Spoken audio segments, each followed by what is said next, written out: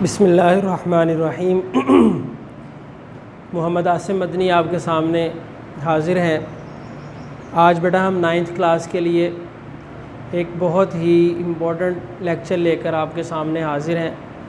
تو میں تمام اسٹوڈنٹ سے کہوں گا کہ آپ لیکچر بھی توجہ سے سنیں اور اس کو نوٹ کرنے کی بھی کوشش کریں۔ میں نے آپ کو اس سے پچھلے لیکچر میں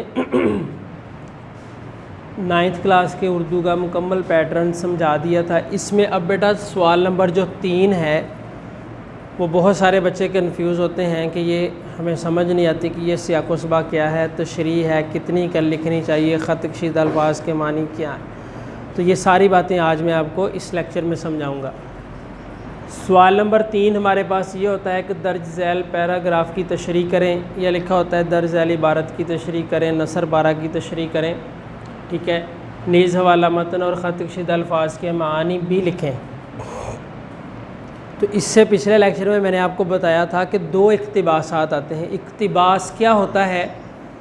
آپ کے جو نثری سبق ہیں، جیسے 9th کلاس میں ہجرت نبوی ہے، کاہلی ہے، پنچایت ہے، ٹھیک ہے، اسی طرح رام و سکون ہے، کوئی بھی سبق لے لیں، اس میں سے ایک پیراگراف نکال کے آپ کو دے دیا جاتا ہے۔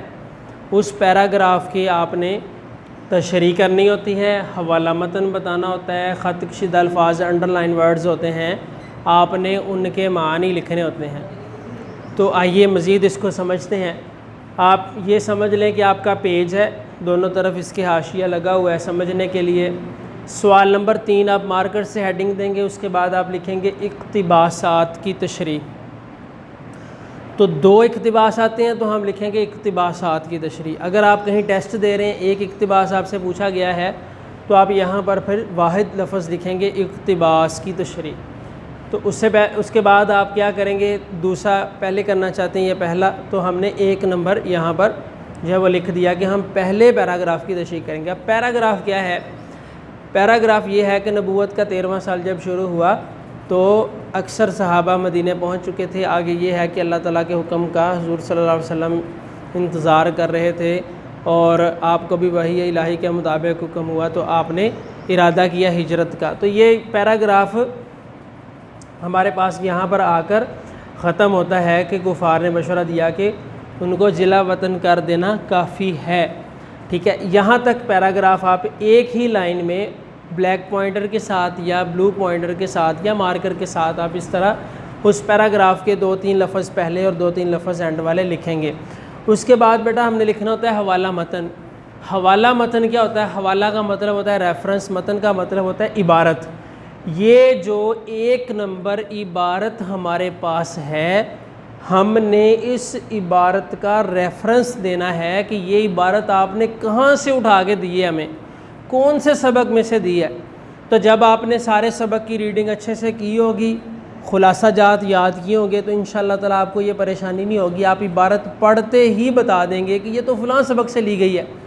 تو اب آپ نے کیا کرنا ہوتا ہے؟ حوالہ متن کی ہیڈنگ دے کر آپ نے لکھنا ہوتا ہے سبق کا عنوان۔ یہاں پر کہانی کا نام، سبق کا نام، یہ لفظ نہیں لکھنے بلکہ کیا لکھنا ہے؟ سبق کا عنوان ہجرت نبوی صلی اللہ علیہ وسلم۔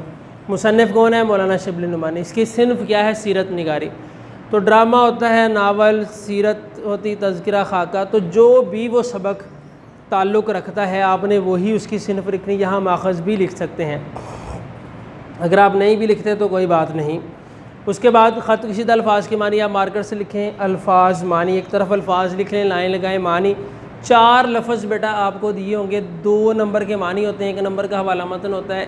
ہر لفظ کا معنی جو ہے وہ آدھے نمبر کا ہوتا ہے۔ تو یہ آپ کے اس طرح 4 لفظوں کے معنی یہاں پر آپ لکھیں گے۔ اس کے بعد بیٹا یہ ہے سیاق و سباق۔ سیاق و سباق کیا ہوتا ہے؟ جو ہمیں پیراگراف دیا گیا ہے اس سے پہلے، یعنی اس سے ماقبل اور ما بعد کیا بیان کیا گیا ہے، لیکن یہ ایک مشکل بات ہوتی ہے۔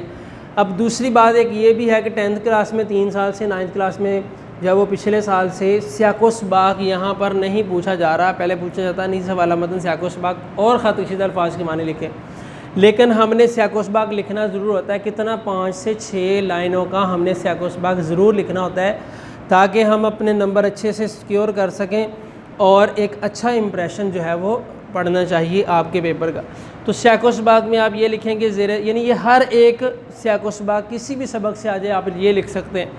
زیر تشریح پیراگراف شامل نصاب سبق ہجرت نبی، مثال کے طور پہ یہاں پر آرام و سکون سے ہو تو آپ کیا کریں گے، زیر تشریح پیراگراف شامل نصاب سبق آرام و سکون سے لیا گیا ہے، ٹھیک ہے، جس کے مصنف فلاں ہیں، جس کے مصنف مولانا شبلی نعمانی ہیں۔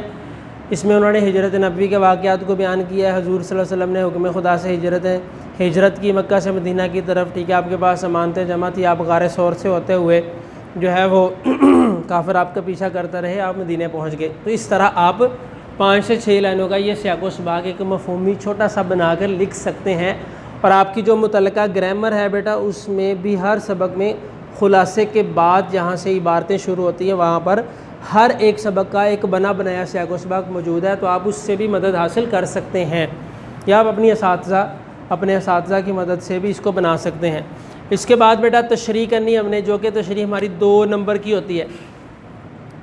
تو تشریح میں کیسے لکھنا ہوتا ہے، یہ پہلے والی لائن ہر ایک سبق کی تشریح میں آپ اقتباس کی تشریح میں آپ لکھیں گے، اس کے بعد آپ اس پیراگراف کی آپ تشریح کریں گے اس کے الفاظ معنی کو استعمال کرتے ہوئے اور اس سے ریلیٹڈ سبق کی باتیں جو ہے وہ کرتے ہوئے آپ اس کی وضاحت کریں گے، تشریح کر دیں گے، شرح کر دیں گے، اس میں آپ حوالہ جات اشعار بھی لکھیں گے۔